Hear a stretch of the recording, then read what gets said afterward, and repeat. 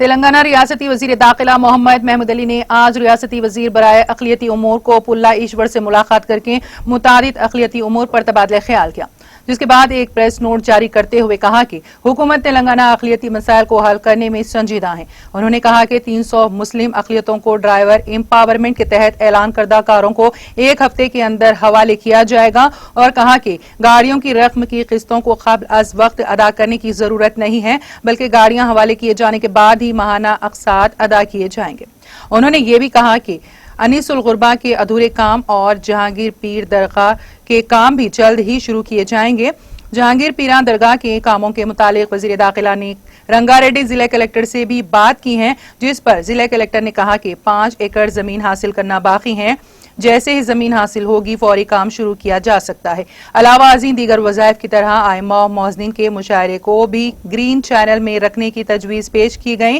ताकि आइमा मौज़नीन को भी हर महीना पाबंदी से मुशायरा मिल सके, जिस पर वजीर अक़लियती बहबूद के असबात में जवाब दिया। वजीर दाखिला मोहम्मद महमूद अली ने कहा कि हुकूमत तेलंगाना अक़लियतों के तमाम अधूरे काम फौरी मुकम्मल करेगी। वजीर मौसूफ ने सेक्रेटेरिएट मसाजिद के संगे बुनियाद के मुतालिक कहा कि हुकूमत तेलंगाना मसाजिद की तामीरात की पाबंद और आला पैमाने पर बहुत ही खूबसूरत और शानदार मसाजिद तामीर की जाएगी, जिसके लिए हाल ही में हुकूमत तेलंगाना ने मसाजिद के नक्शों को इजाजत भी दी है।